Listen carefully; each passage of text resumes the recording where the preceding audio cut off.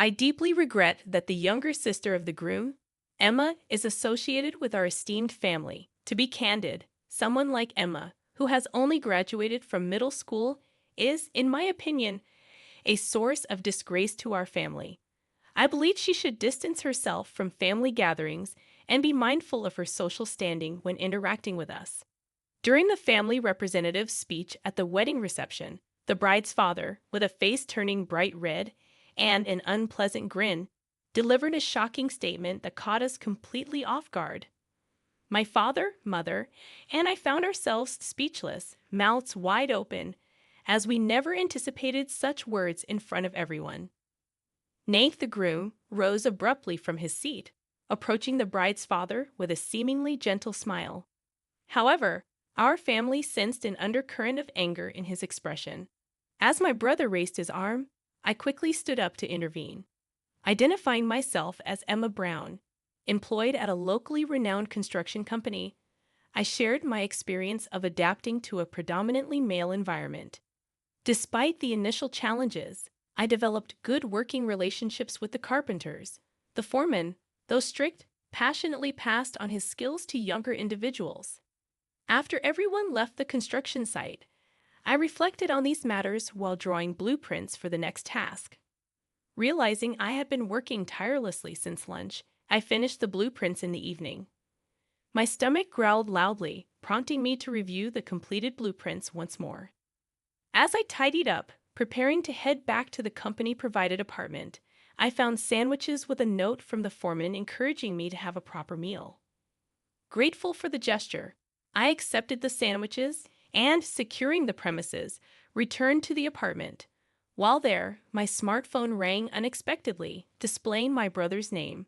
Surprised, as we hadn't spoken in years, I nervously answered. He revealed the reason for his call. He had decided to marry his current partner. I understand you might be busy, but I really want you to come to the wedding. We haven't seen each other in so many years, and I've been thinking about it. It seemed like a good opportunity. What do you think? My brother spoke in a slightly nervous tone, and I replied, "Of course." He then smiled with great joy, warming my heart. After briefly updating each other on our recent lives, we reluctantly hung up the phone. Suppressing the feeling of nostalgia, I pondered the fact that I didn't know much about the person he was in a relationship with. However, I assumed he had already met our parents, and I could probably have a conversation with them about it before the wedding day. As I idly contemplated these thoughts, I couldn't help but feel happy. I decided to warm up the sandwiches the foreman had given me in the microwave and enjoyed my meal. The sandwiches that day seemed to taste even better than usual. A while later, I received the wedding invitation from my brother, and once the wedding date was confirmed, I talked to the foreman about taking some time off. After a brief pause, he gave me his consent. Relieved by his response, he chuckled and mentioned that there was a condition. It seemed there was a request for me to take on the role of a guest lecturer for just 3 days at a specialized construction school run by an acquaintance. He asked me to consider accepting this teaching role. Presumably, that person had requested the foreman to be the guest lecturer, and I was in a dilemma about my ability to handle the task. The foreman chuckled and said, "I'm telling you that you can do it, so go with confidence." His words gave me determination, and I nodded firmly. As promised, I arrived at the address provided by the foreman on the designated day and at the specified time. I found myself in front of a beautiful building, and to my surprise, the entire building was the campus of the specialized construction school. I couldn't help but look up in awe. I entered the building nervously and spoke to the receptionist. They directed me to a preparation room that had been set up for the guest lecturers. There, I was reviewing the content of my lecture when there was a knock on the door, and a man entered the room. I greeted the man with a puzzled expression, saying, "I'm Emma from the construction company." He stared at me as if assessing me, then let out a deep sigh. I see. Even though it's our prestigious specialized school, he couldn't easily share his skills. We talked about preserving tradition, and yet, I can't believe he's letting a woman in. Well, please do your best this time. I believe there are limited things women can do in this field. Frustrated by his words and intense stare, I stared back at the man and spoke up. Gender doesn't matter in any industry. Good work is achieved when individual personalities come together, making dismissive comments about women unnecessary. It's unacceptable that working in a specialized construction school is frowned upon. That's why this world doesn't change. Please don't impose rigid prejudices on the young people about to enter the world of architecture. Also, I won't just do it casually for 3 days. I promise to make those 3 days meaningful for the students. Having heard my words, the man let out a frustrated sigh, as if he couldn't tolerate women who assert themselves merely because they survived in a male-dominated world. He turned his back and walked away. I glared at his retreating figure, determined to deliver a lecture that would make the students look forward to the next one with burning passion. With that determination in my heart, I took my first step into the classroom for the lecture, successfully completing my 3-day stint as a guest lecturer. I left the specialized school with fond farewells from the students I had become close to. Deciding to provide a report, I returned to the construction company and informed the foreman about the content of the lectures I had delivered during those 3 days. I also mentioned the disrespectful remarks made by the person in charge on the first day. After listening to my story, the foreman took a moment to think and then simply said, "I see. It must have been tough." But there were no specific criticisms, which made me happy. I returned to my apartment, skipping with joy. Then came the long-awaited day of my brother's wedding. According to my parents, who had gathered at a hotel near the wedding venue the day before, my brother's fiancée was named Amy White. She worked as a nurse at the same hospital as my brother, responsible not only for taking care of hospitalized patients, but also highly skilled in assisting doctors in the operating room. Recalling that conversation, I made my way to the dressing room at the venue, finding the dress my mother had prepared. Seeing it, I burst into laughter. Though a bit bewildered by the fluttery dress, something I had never worn before, my skilled mother quickly took charge of my makeup and hairstyling. In no time, I found myself unable to look in the mirror, feeling too embarrassed to lift my face. After cooling my flushed cheeks and hearing compliments from my parents about how cute I'd looked, I made my way to the family waiting room. However, my attention was captivated by a particular man who was there, undoubtedly the person in charge of the specialized school. On that day, the man who had ridiculed me with a friendly smile, named Kenny White, approached us, revealing himself to be Amy's father. Despite my discomfort, I concealed it from showing on my face. I thought that our interaction would be limited to that day, and we wouldn't have any reason to speak in the future. Suppressing my irritation, I proceeded to greet him after my parents. However, either not realizing or choosing to ignore my discomfort, Kenny commented, "You look like a lovely young lady." This remark only increased my irritation. Though mostly in a position of listening to my parents' conversation and avoiding unnecessary interjections, Kenny asked about my education, and with a forced smile, I replied that I graduated from middle school and started working for personal reasons. For a brief moment, Kenny's smiling face turned slightly distorted, and I felt a cold stare. Observing his expression with a furrowed brow, trying not to be noticed, I saw him quickly return to a smile and say, "I see, that's interesting," before changing the subject. Despite the strange sense of unease due to that brief change in expression, my brother and Amy's wedding ceremony began. Amy was even more beautiful than I had imagined, and the pure white wedding dress suited her perfectly. My brother, dressed in a matching all-white tuxedo, looked incredibly dashing. Seeing them together made me smile warmly. As the wedding ceremony ended and we transitioned to the reception, my father suddenly began to look flustered. He explained that my brother had asked him to deliver the family's representative speech. As my father wiped sweat from his brow and checked his notes, I exchanged glances with my mother, sharing a wry smile. The speech from the bride's family representative began before my father's turn. Kenny seemed to be in high spirits, perhaps due to seeing his daughter in her bridal attire. He had consumed quite a bit of alcohol and appeared a bit unsteady. Eventually, Kenny stood up and made his way to the microphone, supported by the bride's mother. As I watched Kenny confidently standing in front of the microphone, despite being somewhat drunk, I couldn't help but chuckle, thinking he had a different air of authority compared to my father. With the microphone in hand, Kenny bowed and began to speak with a smirk on his face. "Thank you very much for gathering here today to celebrate my daughter's wedding. Normally, I would like to offer words of congratulations, but I want all of you to know my true feelings. I am truly sorry that the younger sister of the groom, Emma, is connected to such an outstanding family like us. To put it bluntly, someone like Emma, who only graduated from middle school, is nothing but a disgrace to the family. In my opinion, she should stay away from family gatherings and be mindful of her social status when interacting with us." The suddenness of his words left me, my father, and my mother utterly speechless.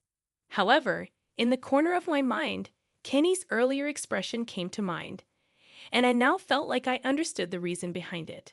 A sense of frustration slowly welled up within me. Then my brother, who stood up abruptly, approached Kenny with a calm smile. However, it was evident from his expression that he was clearly upset, a sentiment apparent to our family. As I saw my brother approaching Kenny and raising his arm, I stood up to intervene and stopped. My brother maintained a fixed smile and calmly took the microphone from Kenny. Observing this, I halted my movement, and my brother began addressing Kenny. "I believe that a person who values connections with people, just like you, shouldn't be unaware. But just to confirm, do you know my sister's profession?" Kenny, not understanding the meaning of the question, mumbled, "Ha," and froze in place. Seeing his reaction, my brother continued, "Don't you know? You personally requested her as a lecturer at the specialized school, and you enjoy visiting old architectural structures like churches, right? Emma is a master carpenter involved in their restoration." Upon hearing my brother's words, Kenny started trembling and suddenly shouted angrily, "What? A woman as a master carpenter? Don't play dumb. Listen here. Being a master carpenter is a specialized and beautiful skill within the world of construction. There's no way a woman could handle such a role." As Kenny continued to make a scene, seemingly forgetting there were other guests at the reception, my brother maintained his smile and spoke once more. "What are you saying? Emma is a genuine master carpenter trained under the human national treasure, Mr. Herbert Smith. Are you really suggesting that she can't handle it just because she's a woman? Since you were the one who reached out to him in the first place, why don't you hear him out?" When my brother gestured towards someone, I looked in that direction and noticed the master carpenter sitting quietly in a less conspicuous corner. I was left speechless in astonishment. The foreman, who had been silent up to that point, grinned when he made eye contact with my brother and shot a piercing stare at Kenny.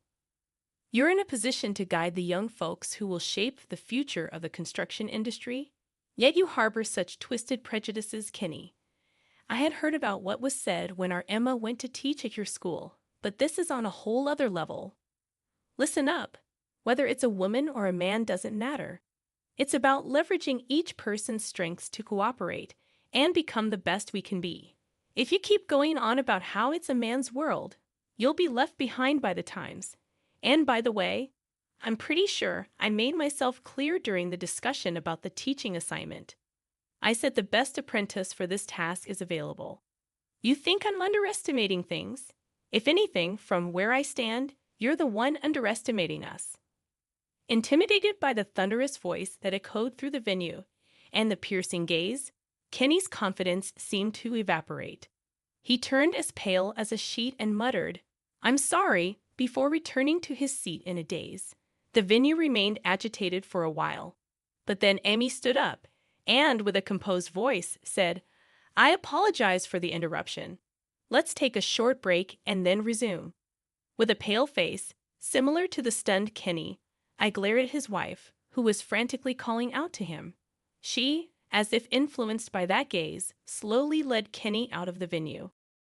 When the reception resumed, Amy's parents were no longer present, but she had a refreshed expression that gradually lifted the atmosphere in the venue. In the end, we were able to close it with smiles. Afterward, As the foreman was about to leave the venue, I stopped him and asked about the situation. He explained that despite being asked several times and having a brief conversation, Kenny had knelt and requested him to attend his daughter's wedding, so he reluctantly agreed to participate. When I murmured that it would have been nice if he had told me we were attending the same wedding, he scratched his head with a reluctant look and said, "I didn't think there was any need to say it. Anyway, that guy probably just wanted to somehow establish a connection with me." However, even though it was by chance, the fact that he helped me remains unchanged. So I lowered my head and said thank you. The foreman, with a wry smile, replied, "I've always tried not to treat people differently just because they're women." But when he said something like that, just then, my older brother arrived and lowered his head to the foreman, saying, "Thank you for responding to the sudden act." The foreman responded, "She is my top disciple, so being silent when someone goes that far is just unreasonable." Patting my head, I vaguely remembered the past as I felt the size and warmth of his hand. I was captivated by the work of a carpenter during elementary school.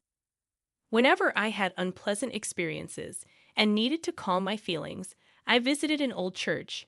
During one of those visits, I came across the foremen who were repairing that church, and that's how it all began. Watching their work, I was completely captivated by their beautiful craftsmanship. From then on, I started researching the history of old buildings and sought out books about carpentry techniques. As I grew up, I sought to become an apprentice to a master carpenter specializing in old-style construction and learn the craft to become a top-notch carpenter myself.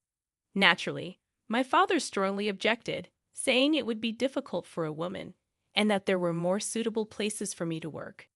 Despite his objections, I continued to persuade my parents day after day. One day, defeated by my father's arguments, lying face down on my bed, my mother came into my room. Sitting at the edge of the bed, she gently stroked my head and said, "I understand that becoming a carpenter is a challenging path and I won't oppose it. But you'll have to show your determination to your father." Feeling that this was the only path for me, I visited the construction company and asked the foreman to take me as his apprentice. Initially turned away from a place where women weren't traditionally allowed, I persisted for several months, waiting for the foreman to come out and bowing my head. During the winter of my second year in middle school, after numerous attempts at pleading, the foreman finally burst into laughter. He walked towards me, surprising me, and said, "I'm going to visit your parents right now," on the day when the foreman actually came to our house. My parents were bewildered, but the foreman bowed deeply in front of them, stating, "This young woman will surely become a top-notch carpenter someday. I can see a burning passion in her eyes. Please believe in me and entrust your daughter to me." Saying so, the foreman looked at me with a kind gaze and gently placed his hand on my head. Even though my father still seemed reluctant, my mother, with tears welling up in her eyes, said, "Please take care of her." Seeing this, my father also lowered his head towards the foreman, holding back tears. My older brother, who had witnessed many arguments between me and my father, looked at us with an indescribable expression, a memory that I still vividly recall to this day. However, while I was determined to take the first step towards my dream, the days that followed were by no means filled with only enjoyable moments. After graduating from middle school and with my parents' permission, I moved into the apartment provided by the construction company and began learning the job. At first, I was often assigned to site cleanup, which was extremely physically demanding, and I struggled to keep up with my senior colleagues. Every time the work was delayed because of me, there were many instances where my senior colleagues got angry, saying things like, "This is what happens with women," or "Don't come here with half-hearted determination." Nevertheless, I didn't let it discourage me. I continued to watch and learn from the foreman and my senior colleagues' techniques, occasionally receiving guidance from the foreman himself. Before I knew it, I had grown to the point where I was entrusted with tasks alongside my senior colleagues. They began to acknowledge my skills more and started to smile and interact with me more. Finally, I started to find enjoyment in my work. I had thought that it would take much longer to earn the foreman's recognition, But just a while ago, he clearly stated that I am his top disciple. I was so happy and grinning, but then he reminded me not to get too carried away, saying there's still a lot to learn. It felt like the usual foreman had returned, and I couldn't help but straighten my posture. Watching the exchange between me and the foreman, my older brother chuckled and looked at me straight in the eye. Emma, there's something I've wanted to say for a long time. Seeing you face your dream of becoming a carpenter head-on and working hard to make it a reality, it made me realize that I could do more. It inspired me to strive for the highest I could reach in my own studies, which led me to become a doctor and help many people. I believe that if I hadn't witnessed your determination that day, I would have lived a much less fulfilling life. So, thank you truly. As he said this, I tightly squeezed my brother's outstretched hand while trying to hold back tears. It felt like a warm sensation was flowing into my heart, and both our parents and the foreman were watching us, brother and sister, with kind eyes. In the end, after that incident with Kenny and the fear of upsetting the living National Treasure foreman, Kenny experienced his first setback. Having never faced failure before, having graduated from a prestigious university, he struggled to bounce back from it and eventually decided to step down from his position as chairman of an educational institution, passing it on to his successor. Amy shared this with me when she came to apologize to me again. She was apparently fed up with her father, who was obsessed with academic achievements, and her mother, who accommodated that mindset.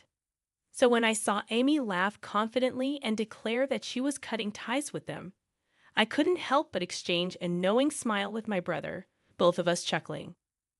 I continued to learn the craftsmanship of a carpenter under the foreman while working harmoniously with my senior colleagues. However, in reality, I have taken on another job. It's a job that the school formally requested after receiving requests from students who had previously taken special lectures. I teach carpentry techniques at a construction-focused vocational school twice a week. Both jobs are fulfilling, and I am currently leading a very satisfying life. One day, when I reported about my work at the vocational school, the foreman suddenly burst into laughter with a joyful expression on his face. If I hadn't met you, I probably wouldn't have allowed women on the construction side even now, and I never even thought about passing on my skills to people with such different aspirations like this. You're the one who changed me. Watching the foreman laugh like that, I couldn't help but smile, and I felt a warmth spreading through my heart. I thought to myself that it was a good decision to work here.